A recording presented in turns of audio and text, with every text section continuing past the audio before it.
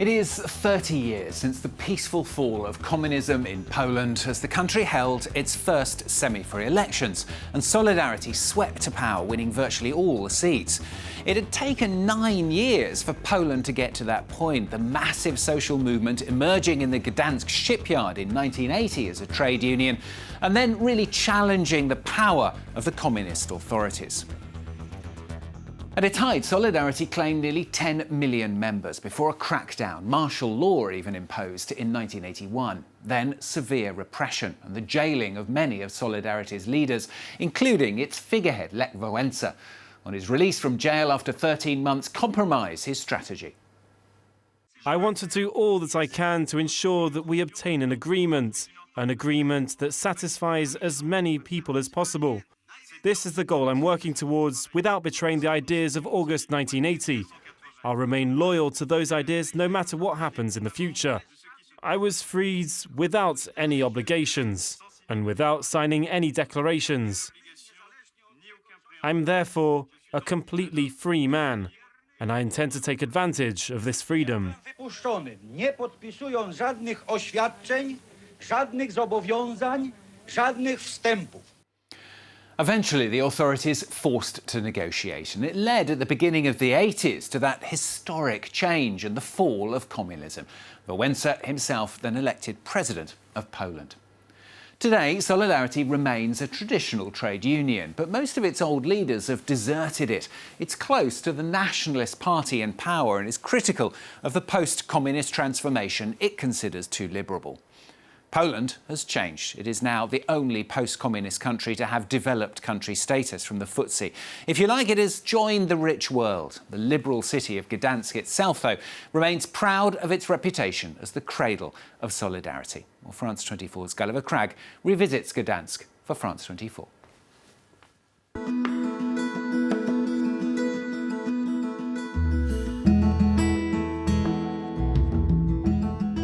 Jestem zaskoczony wielkością zwycięstw. Najkrócej mówię w jednym zdaniu. Boję się wyjść wieczorem na Gdańsk z domu mojego, bo nie jestem w stanie trafić do domu, tak przerobiono Gdańsk. Pozytywnie.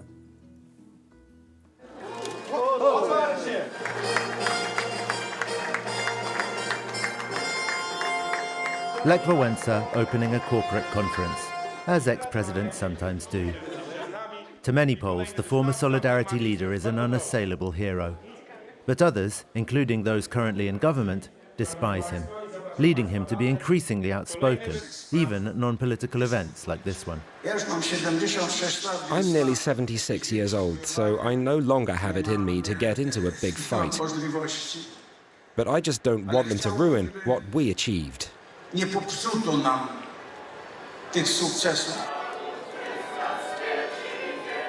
Poland has much to celebrate. 15 years ago it joined the EU, a key stage on the country's incredible journey to the rich world.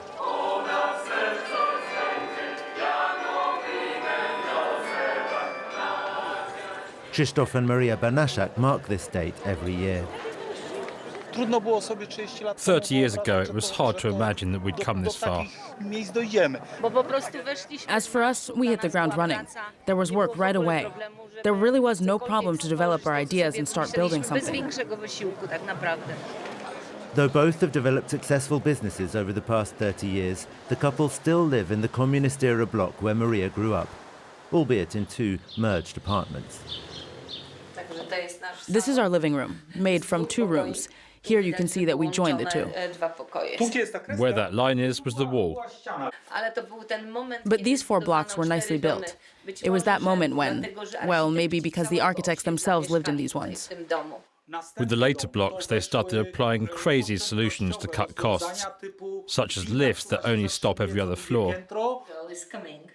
Maria runs a business organising study trips to Britain. Her offer has evolved as Polish salaries have risen, lately at a rate of 7% a year or more.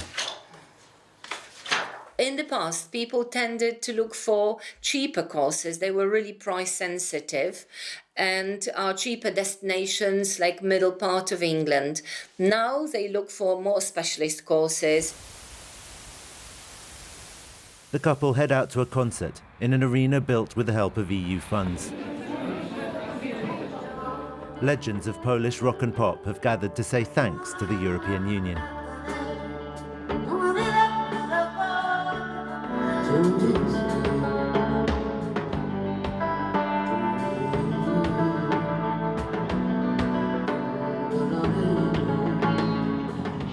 Grażyna Łabaszewska made her debut at a festival of Soviet song. Not that she ever believed in the ideology. I'm very proud of Poland's transformation, and I'm doubly proud because I'm from Gdansk, which means in a way I'm from that inner circle of the strong and the brave. Łabaszewska toured in the West in the 1970s and remembers how she used to dread coming back to communist Poland. Everything was wrong. The people, everything was grey. People didn't have even the tiniest spark of hope in their eyes. And I was ashamed to bring back boxes of necessities that weren't available at home, like shampoo, the most utterly basic things. So when I think about it now, I realize that young people simply can't believe we used to live like that.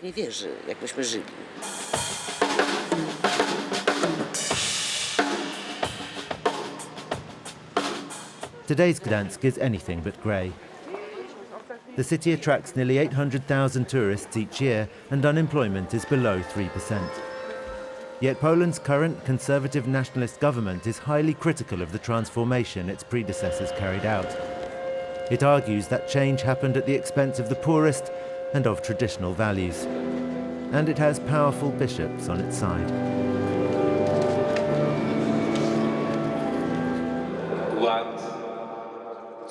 The social order may be ruined by the aggression of various liberal circles who are the antithesis of our national and religious values. This special Constitution Day Mass was attended by members of the Solidarity trade union, including veterans of the 1980 struggles. But the movement long ago split. Those who still use its name and logo today are those who feel betrayed by its former leaders. Irresponsible people came to power. Yes, I mean it. Those people, Wałęsa, Jaruzelski, Kiszczak, they should have been kept away from power. The so-called transformation wanted the Polish shipyards to close, while the Rostock shipyard in Germany was saved. And the French did not give up their shipyards either. To mark Constitution Day, a procession makes its way to the city's most iconic site, the entrance to the shipyard where Solidarity was born.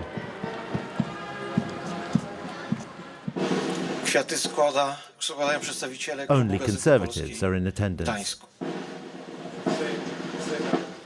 Karol Gruzikiewicz is deputy head of the Solidarity Union at the shipyard today and a member of the ruling Law and Justice Party. Not so long ago, children in Polish villages were still going hungry. There was terrible poverty. Many governments over these past 30 years failed to care for citizens. And today at the Mass, there were no liberal representatives. Oh, look, here they come. And this is a provocation. I won't argue with them because this is a provocation. They should ask my permission. The alleged provocateurs are carrying the letters of the word Constitution. I forbid you to present political messages here. You can lay flowers, I can lay flowers with you, but you know what this is about. We've known each other 30 years. Let's not argue. Be quiet. Be quiet. Why do you want to prevent us from honoring this historic site? These activists say they're the real defenders of Solidarity's legacy against an illiberal government bent on taking over the courts and media.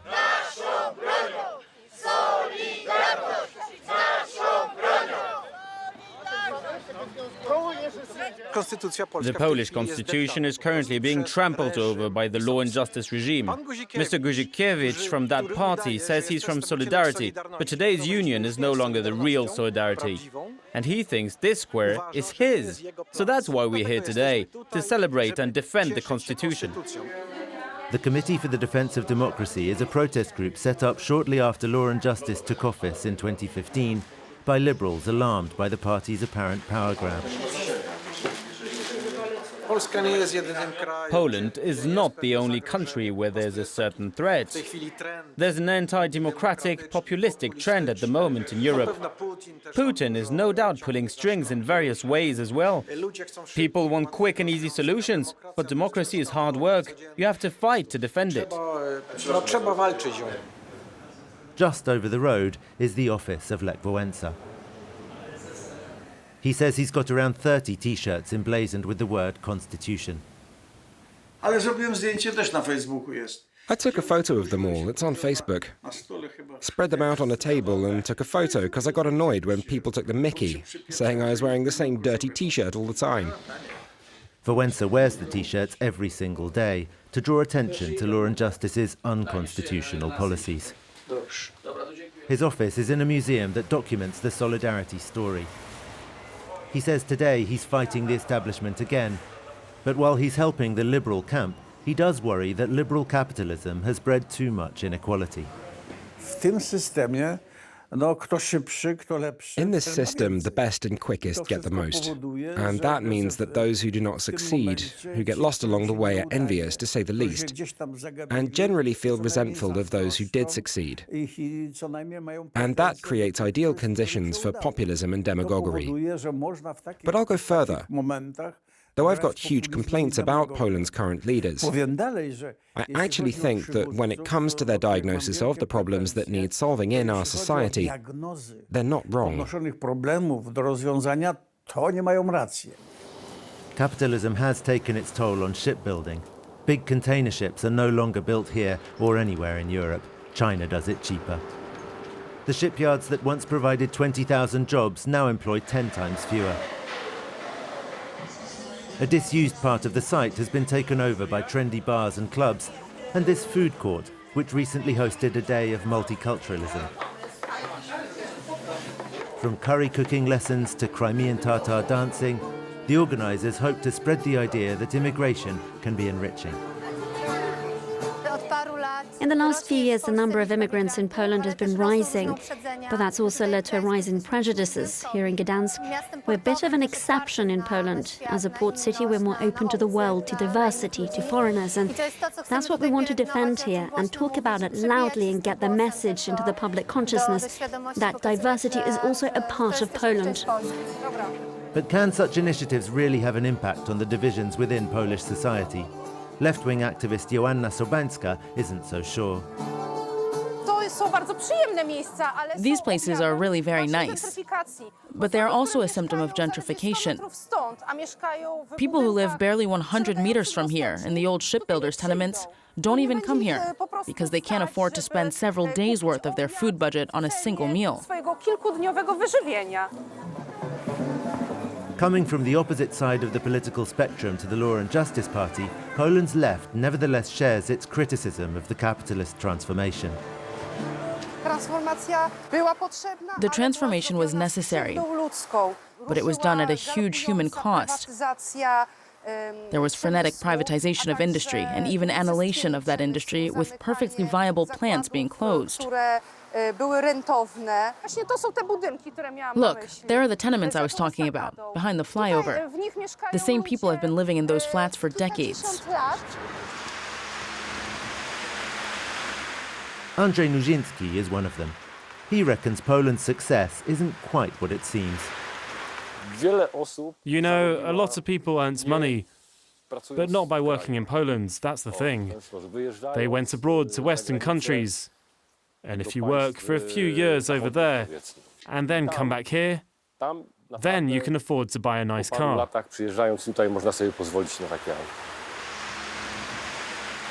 Andrzej, though, works at the shipyard. As does the Europhile Krzysztof Banaszak. At least on days when he comes to inspect progress on behalf of his consulting company. He firmly disagrees with anyone who says the restructuring could have been avoided. In the shape it was back then, this industry couldn't survive. It was in deep debt and using old techniques and poor organisation. Today it's much better and more conveniently organised. Today, he's checking work on the hulls of 2 fishing vessels that will later be sent to Denmark for completion. These slipways and the iconic green cranes were designed for much bigger ships, but they're still in use. The cranes aren't obsolete antiques. They're constantly maintained in working order.